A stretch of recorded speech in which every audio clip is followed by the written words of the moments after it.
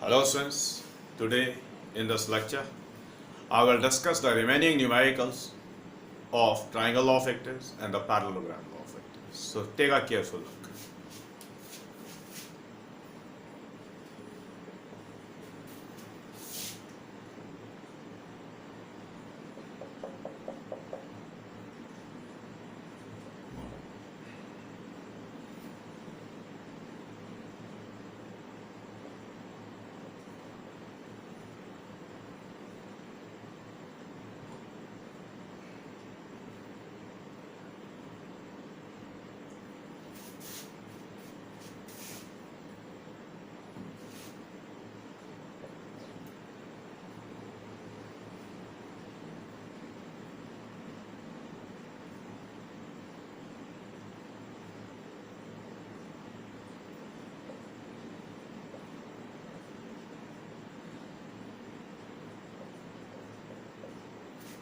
बेटा बड़े ध्यान से मेरी बातें सुनना, ठीक है? F1 is equals to say 2 Newton. F2 is equals to say 4 Newton. F3 is equals to say 8 Newton. And F4 is equals to say 3 Newton. And F5 is equals to say it is 5 Newton. Okay. Now sirs, in this problem we are having a block and the block is under the influence of 5 different forces. Their magnitudes are mentioned over here. Okay. So copy this figure, copy the data, and what you have to do, we have to calculate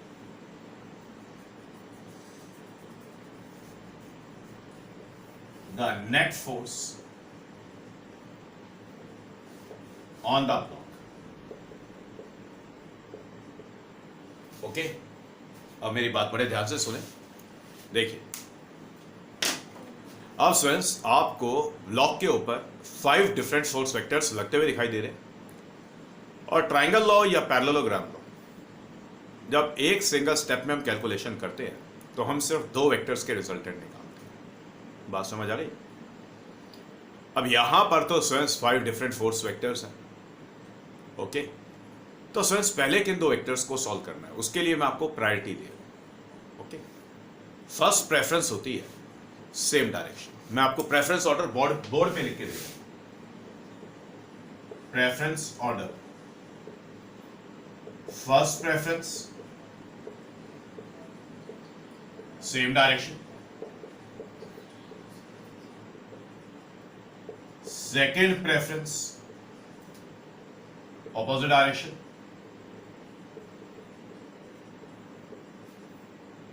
and third preference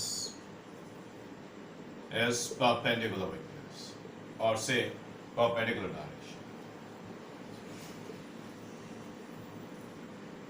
Got it? Copy करें आप इसको पहले,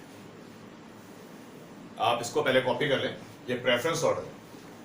जब बड़े सारे vectors आपको लगते हुए दिखाई दे एक ही पॉइंट पे या एक ही बॉडी पे और आपको सभी वेक्टर्स का रिजल्टेंट निकालना है तो हमेशा स्टूडेंट्स ये जो प्रेफरेंस ऑर्डर मैंने आपको बताया है हमेशा इसको यूज करें, आसान पड़ता है।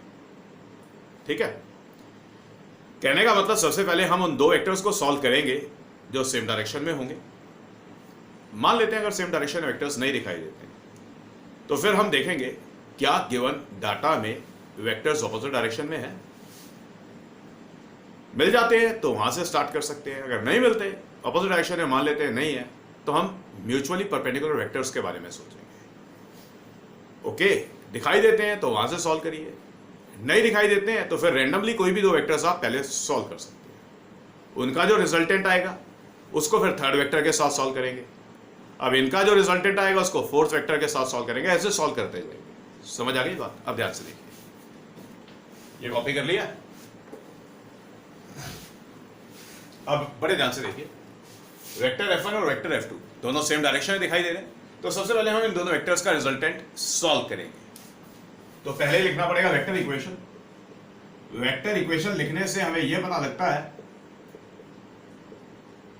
या एग्जामिनर को यह पता लगता है कि गिवन स्टेप में हम किन वेक्टर्स को सॉल्व कर रहे हैं। अब देखिए, पहले वेक्टर इक्वेशन हो गया, अब हमें वेक्टर्स का मैग्नीट्यूड सॉल्व करना होगा। आपको पढ़ाया गया है कि जब वेक्टर सेम डायरेक्शन में होते हैं तो उनके रिजल्टेंट को कैसे निकालते हैं, मैग्नीट्यूड को कैसे निकालते हैं। सिंपली गिवन वेक्टर्स के मैग्नीट्यूड्स को ऐड करते हैं। So this f dash it is written as f1 plus f2, same direction है, मैग्नीट्यूड्स को ऐड करते हैं। f1 2 दिखाई दे रहा है और f2 4 दिखाई दे रहा है। So it is 2 newton plus से 4 newton, it comes out to be 6 newton. ये आ गया जी आपका f डैश। बात समझ आ गई? अब बड़े ध्यान से मेरी बात सुने। स्टूडेंट्स, जिन वेक्टर्स को आप सॉल्व कर चुके हैं, दोबारा से फिगर बनेगा, पेरेंट फिगर दोबारा बनता है। मैं तो इसी फिगर में मार्क कर दूंगा, लेकिन आपने फिगर दोबारा बनाना है, ठीक है?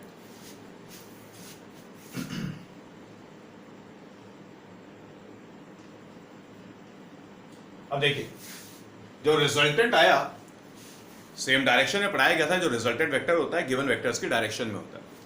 तो सर जो रिजल्टेंट आया f डैश, वो यहां पर मार्क होगा। आपने दोबारा फिगर बना के रिजल्टेंट मार्क करना है। f3, f4 और f5 एज इट इज रखना है। बात समझ आ गई? क्लियर? अब ध्यान से देखिए, f1 f2 सॉल्व हो गया था, रिड्यूस हो गया। f1 f2 का रिजल्टेंट आपने मार्क कर लिया f डैश वेक्टर। क्लियर? अब ध्यान से देखिए, अब आपको दिखाई दे रहा है f डैश और f4 ऑपोजिट डायरेक्शन में है, f3 और f5 ये भी ऑपोजिट डायरेक्शन में है। तो स्टूडेंट्स, हम यहां पर पहले ऑपोजिट डायरेक्शन को सॉल्व करेंगे। बात समझ आ गई? अब देखिए,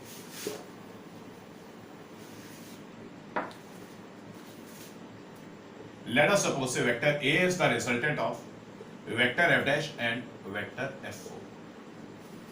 ओके, वेक्टर इक्वेशन फिर लिखा।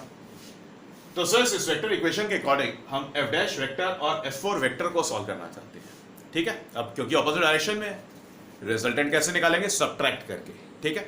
अब देखिए, f डैश कितना निकाला था हमने? f डैश निकाला था हमने 6 न्यूटन, ठीक है? और f4 हमें कितना दिखाई दे रहा है? 3 न्यूटन। सो दस A इन मैग्नीट्यूड को सॉल्व करें। हमेशा बड़े वाले मैग्नीट्यूड से छोटे वाले मैग्नीट्यूड को माइनस करें। तो बड़े वाला मैग्नीट्यूड है f डैश और छोटे वाला मैग्नीट्यूड है f4। f डैश 6 न्यूटन था और f4 3 न्यूटन है, सो the result is 3 Newton. Okay, अब बेटा जिन वेक्टर्स को सॉल्व कर चुके हैं, फिर से एक नया फिगर बनेगा। उन वेक्टर्स को जिनको सॉल्व कर चुके हैं उन्हें मार्क नहीं करना है, उनके रिजल्टेंट को मार्क करना है। अब रिजल्टेंट किधर मार्क करेंगे? रिजल्टेंट मार्क होता है हमेशा डोमिनेटिंग वेक्टर की डायरेक्शन में। किधर मार्क होता है? डोमिनेटिंग वेक्टर की डायरेक्शन में। समझ आ गई बात? अब देखिए, डोमिनेटिंग वेक्टर कौन सा था? f डैश वेक्टर, ठीक है? तो रिजल्टेंट f4 और f डैश का, जो कि वेक्टर a है, तो इसको मार्क करेंगे आप f डैश के अलॉन्ग। तो एक काम करें, पेरेंट फिगर में से मैंने तो इसको हटा दिया, आपने नया फिगर बनाना था, ठीक है? We are left with vector, ये बात समझ आ गई? कॉपी कर लें। एक सिंगल स्टेप में सिर्फ एक पेयर को सॉल्व करेंगे, ठीक है? अब वेक्टर f3 और वेक्टर f5 दिखाई दे रहे हैं। Let us suppose vector b is the resultant of vector f3 and vector f5। फिर से दोनों ऑपोजिट डायरेक्शन में, तो इनका मैग्नीट्यूड सॉल्व करेंगे। मैग्नीट्यूड कैसे सॉल्व करेंगे? सब्ट्रैक्ट करके, higher value minus lower value. Higher value check करते हैं, f3 कितना दिखाई दे रहा है? 8 न्यूटन और f5 कितना दिखाई दे रहा है? 5 न्यूटन, ठीक है? सो f3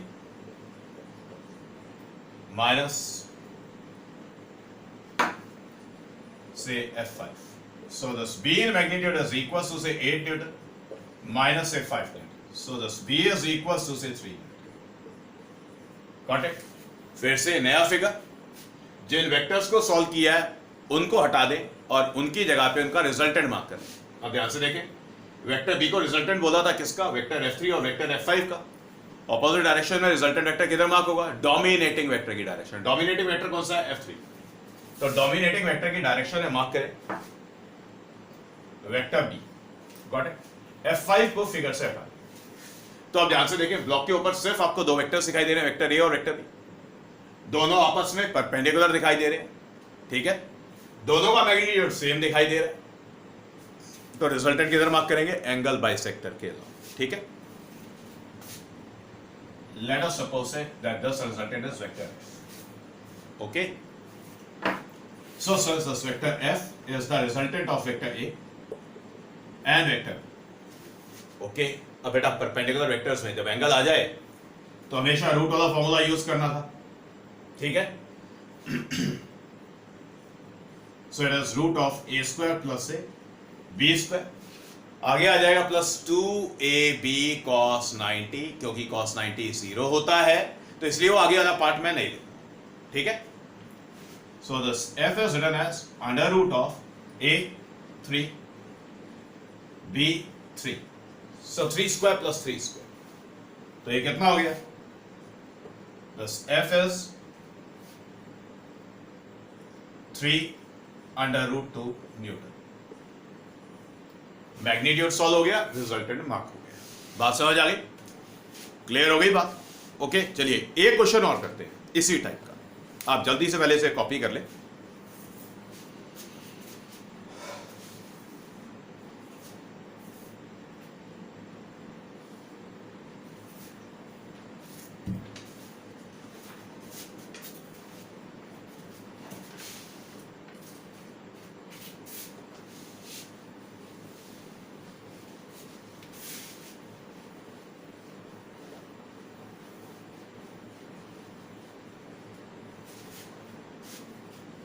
yes yes, last time वही वाली शीट है, लास्ट टाइम जहां तक हो गया था मैं उसके आगे कंटिन्यू कर रहा हूं।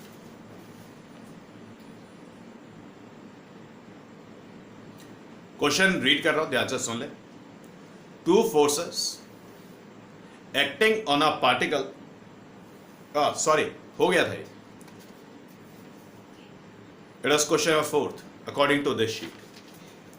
अ particle possesses two velocities at the same time. One मतलब पहली 4 metre per second due south and the other 2√2 metre per second due north east.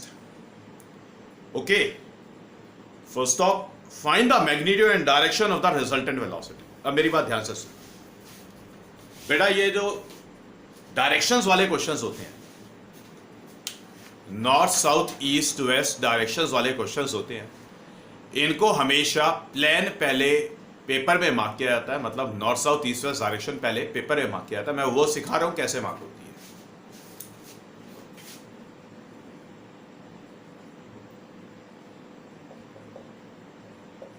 North ऊपर साउथ नीचे, और आपके राइट हैंड साइड पे ईस्ट मार्क करें और लेफ्ट हैंड साइड पे हमेशा वेस्ट मार्क करें। तो ये जितने भी नॉर्थ साउथ ईस्ट वेस्ट वाले क्वेश्चंस होते हैं, पहले डायरेक्शंस मार्क होती हैं पेपर पर, फिर उसके बाद जो वेक्टर्स जिस डायरेक्शन में दिए जाते हैं वो वेक्टर्स उन्हीं डायरेक्शन में मार्क किए जाते हैं। बात समझ आ गई? अब देखिए, first vector is due south, ठीक है। Late us suppose south direction ये दिखाई दे रही है, ये साउथ में मार्क करते हैं, वेक्टर v1 हो गया। सेकेंड वेक्टर है ड्यू नॉर्थ ईस्ट, बेटा नॉर्थ में दिखाई दे रहा है, ईस्ट दिखाई दे रहा है, तो ये जो डायरेक्शन होती है, ये जो डायरेक्शन होती है इसको नॉर्थ ईस्ट बोलते हैं और इसको साउथ वेस्ट बोलते हैं। बात समझ आ गई? जो नॉर्थ ईस्ट है वो हमेशा 45 डिग्री के एंगल पे होती है। क्लियर हो गई बात? तो जो सेकेंड वेक्टर है वो नॉर्थ ईस्ट के अलोंग है, तो ये मैं डॉटेड लाइन मार्क कर रहा हूं, ये हमने सेकेंड वेक्टर नॉर्थ ईस्ट में मार्क कर दिया। ध्यान से देखिए, पिरामिड फिगर के अकॉर्डिंग नॉर्थ ईस्ट किधर है, ये एंगल 45 डिग्री था, ये डायरेक्शन जो डॉटेड है इसको हमने ईस्ट रखा है। क्लियर? तो बेटा v1 का मैग्नीट्यूड कितना दिया हुआ है? v1 का मैग्नीट्यूड हमें दिया है, it is 4 metre per second. बताया जा चुका है जब मैग्नीट्यूड लिखते हैं तो सिंबल पर से एरो का साइन हटा लेते हैं। v2 का मैग्नीट्यूड दिया है, it is 2√2 metre per second. ये बात समझ आ गई? अब क्या पूछा है? पूछा है हमारे से find the magnitude and direction of resultant velocity. Okay okay, अब ध्यान से देखिए, 2√2 कितना होता है? 2 मल्टीप्लाइड विद 1.414। v1 कितना है? 4, तो v1 का मैग्नीट्यूड ज्यादा है, तो जो रिजल्टेंट वेक्टर है उसको हम कहीं यहां पे मार्क करेंगे दोनों वेक्टर्स के बीच में, ठीक है। अब ये वाला एंगल कितना था, ये वाला एंगल 90 था, तो दोनों वेक्टर्स के बीच में एंगल कितना हो गया, दोनों वेक्टर्स के बीच में एंगल हो गया 90 + 45। क्लियर हो गई बात, समझ आ गई ये बात। अब सॉल्व करें। Vector v is the resultant of vector v1 and vector v2. Got that?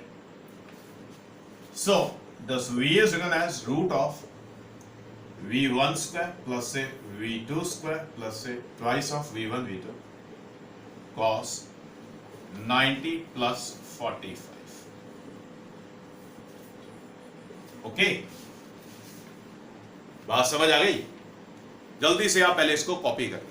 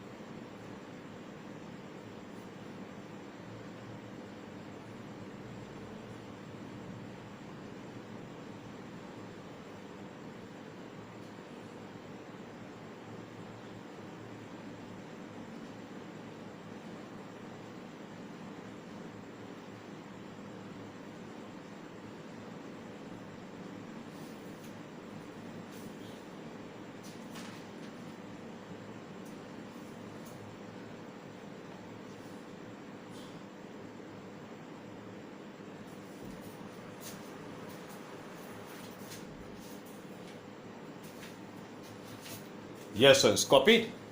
Now, cos 90 + 45. It is minus sin 45. Okay. Minus sin 45 is minus 1/2. Place the values. So this v is written as root of v1 square plus a v2 square plus a twice of v1 v2 multiplied with minus 1/√2. Okay. So this v is written as root of v1. It is 4. So it is 16 plus 2√2. It is 4 into say 2 plus 2 into say 4 into say 2√2 multiplied with minus 1/2. Okay. Now this √2 cancelled out. So this comes out to be 4 to 8 and to 16. बात समझ आ गई? So this v is equals to under root of say 16 plus 4 into 2 8 -60 -60। बात समझ आ गई? 16 cancel out, so thus v comes out to be 2√2 meters per second। Clear? Okay. अब बड़े ध्यान से सुनिए, एंगल कैसे मार्क करेंगे, डायरेक्शन कैसे डिफाइन करेंगे। अब ध्यान से देखिए, students, late us suppose that this angle is theta. अब बेटा वेक्टर v1 की डायरेक्शन के साथ एंगल थीटा बना रहा है। वेक्टर v किधर है? वेक्टर v1 के उधर है। क्लियर हो गई बात? ओके। तो इसको रीड कैसे करेंगे? इसको रीड करेंगे हम, देखिए वेक्टर v1 साउथ में था, साउथ में वेक्टर v का इधर है, ओके, ईस्ट की साइड जा रहा है, ओके, पल्ले पड़ गई बात। तो यहां पे बोलेंगे कि vector v is at an angle theta, okay, east of south. Of के बाद वर्ड वो आएगा जो एंगल के साथ मार्क होता है। पल्ले पड़ गई बात। So vector v is at an angle, say theta, east of south। बात समझ आई? सिर्फ ये थीटा मार्क करके छोड़ दें, फिगर में मार्क करके छोड़ दें, बाकी कोई कैलकुलेशंस नहीं करते। तो ये आपका answer.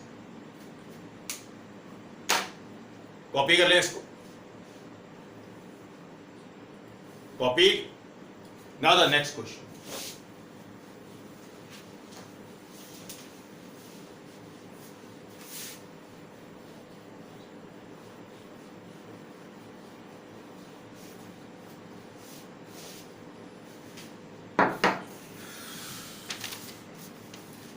The next question, the last question.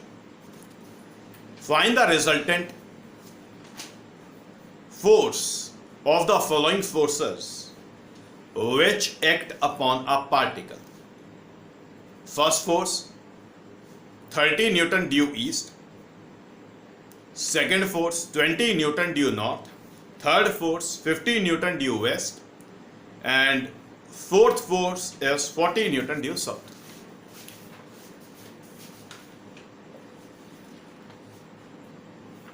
फिर से बेटा, नॉर्थ से साउथ, से ईस्ट, से west. First force is 30 newton due east, so I am calling this as vector F1,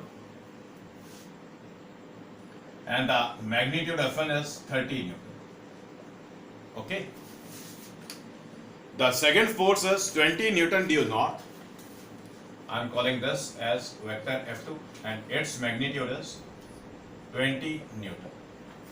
Then 50 Newton due west, it is vector F3, and its magnitude is 50 Newton.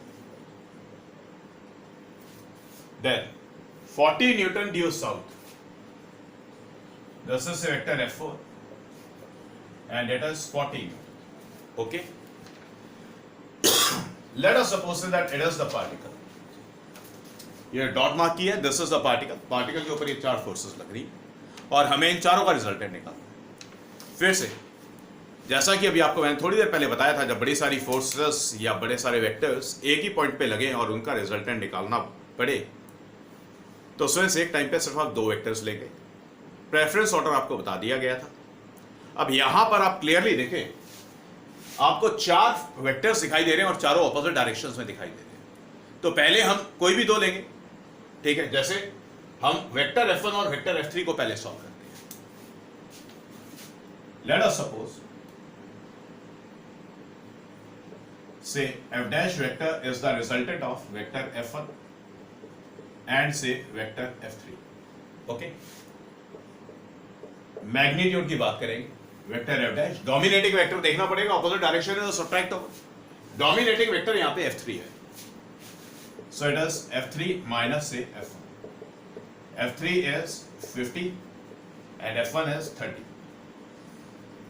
so it comes out to be 20. Direction mark करेंगे। यहां पर ये north था, ये south था, ये east था और ये वेस्ट था।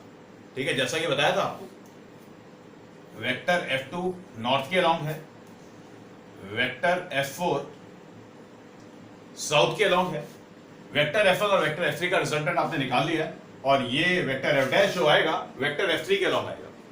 मतलब F' वेक्टर आपका यहां पर मार्क होगा। बात समझ आ गई? पेरेंट फिगर में जिन वेक्टर्स को सॉल्व कर चुके हैं उनका सिर्फ रिजल्टेंट मार्क करना है। ओके, तो अब बेटा नेक्स्ट पेयर को उठाते हैं, F2 वेक्टर और F4 वेक्टर। से F" vector is the resultant of vector F2 and vector F4। बात समझ आई? ना दस F" was written as, फिर से वेक्टर्स अपोजिट डायरेक्शन में सब्ट्रैक्ट करेंगे। डोमिनेटिंग वेक्टर चेक करते हैं, F4 वेक्टर डोमिनेट करता है, so it is F4 minus से F2 एंड इट इज से 40 न्यूटन माइनस से 20 newton, so the result comes out to be 20। This is से F"। ये बात समझ आ गई? अब बेटा F" वेक्टर को मार्क करेंगे। F" किधर मार्क करेंगे? डोमिनेटिंग वेक्टर के अलावा। डोमिनेटिंग वेक्टर कौन सा है? F4 वेक्टर डोमिनेटिंग था, तो यहां से F2 को हटा लेते हैं, यहां से F4 को हटा लेते हैं। ठीक है, ये नया फिगर बनाए आप, मैं तो इसी में मार्क कर रहा हूं, ये F"। तो अब ध्यान से देखिए, अब हमारे पास है सिर्फ दो वेक्टर्स बच गए, वेक्टर F' बच गया और वेक्टर F" बच गया। तो इन दोनों का रिजल्टेंट किधर आएगा? मैग्नीट्यूड देखिए, 20 न्यूटन 20 न्यूटन, मैग्नीट्यूड सेम। तो बेटा जो रिजल्टेंट आएगा वो एंगल बाइसेक्टर के अलोंग आएगा। क्लियर? पल्ले पड़ी बात? अभी मैंने आपको बताया था ये वाली डायरेक्शन नॉर्थ ईस्ट होती है, इसको बोलेंगे साउथ वेस्ट। क्या बोलेंगे इसको? South west. तो ये जो वेक्टर F4 है ये साउथ वेस्ट के अलोंग आएगा। ठीक है, बिल्कुल ठीक इसी तरीके से ये वाला एंगल 45, ये वाला एंगल 45 था। इस डायरेक्शन को बोलेंगे नॉर्थ वेस्ट और इसको बोलेंगे south east. South east exactly 45 degree जब एंगल होता है। इससे पहले वाले क्वेश्चन में हमने क्या किया था? ईस्ट ऑफ साउथ बोला था, क्योंकि वहां पे एंगल नहीं पता था मेरे को 45 है कितना। ठीक है, तो अब late us suppose that vector F is the resultant of vector F' and vector F"।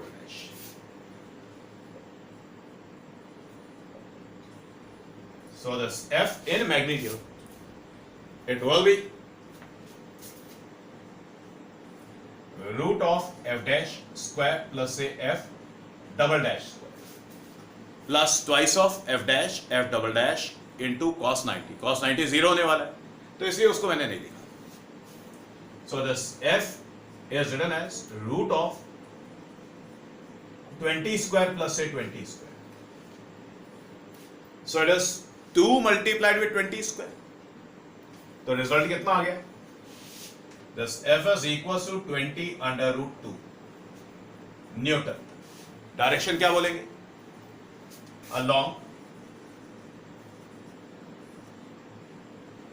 south west। Got it? Okay, copy कर रहे हैं।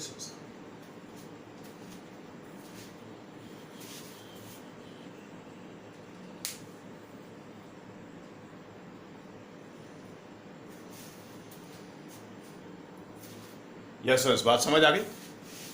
ओके, अगर ये डायरेक्शन समझ में नहीं आई है मैं एक बार दोबारा बता देता हूं। ठीक है, सिर्फ डायरेक्शंस क्वेश्चन एग्जिस्ट करता है कि यहाँ पे हमने अलोंग साउथ वेस्ट क्यों बोला।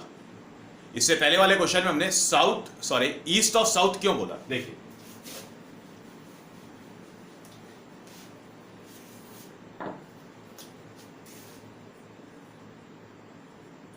लेट अस सपोज ये नॉर्थ है, ये साउथ है, ये ईस्ट है और ये वेस्ट है।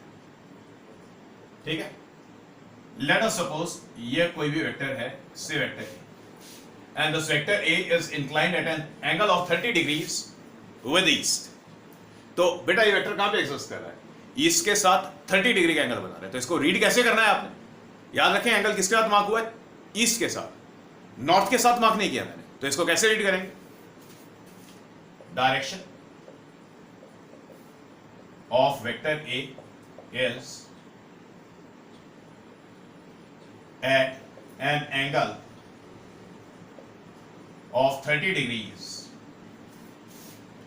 ठीक है, नॉर्थ ऑफ ईस्ट। तो बेटा एंगल जिस नॉन डायरेक्शन के साथ मार्क हुआ है वो ऑफ के बाद आता है, बस ये छोटी सी बात याद रखें। पल्ले पड़ गई ये बात? ओके, अब दोबारा देखिए,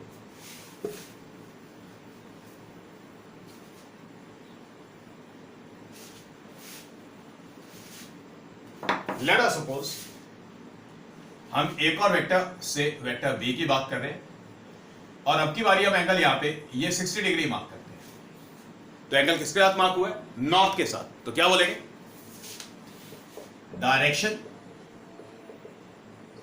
of vector B is at an angle of 60 degrees, ठीक है।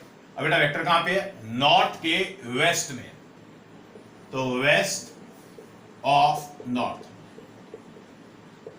Waste of north. याद रखें ऑफ के बाद वो वाली डायरेक्शन जिसके साथ एंगल मार्क है। ये बात समझ आ गई? Got it? तो जो प्रॉब्लम अभी की है, यहां पे जैसे लॉन्ग हमने साउथ वेस्ट लिखा था, इससे पहले वाले में हमने ईस्ट और साउथ लिखा था, याद है? अब देखिए बेटा, ये north east, south east, north west या साउथ वेस्ट कब बोलते हैं? लेट अस सपोज से नॉर्थ, ये साउथ, ये ईस्ट और ये वेस्ट। सिंस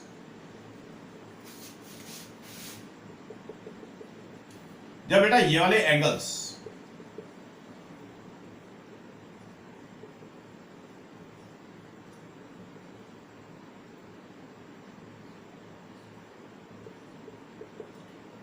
बेटा जब ये एंगल्स हमारे 45 डिग्रीज पे होते हैं, ठीक है, तब बोलेंगे, इसको बोलेंगे नॉर्थ ईस्ट। जब एग्जैक्टली 45 है तो सिर्फ नॉर्थ ईस्ट बोले, ये ऑफ वर्ड का चक्कर खत्म हो जाता है। इसको बोले नॉर्थ वेस्ट, इसको बोले साउथ वेस्ट, इसको बोले साउथ ईस्ट, ठीक है।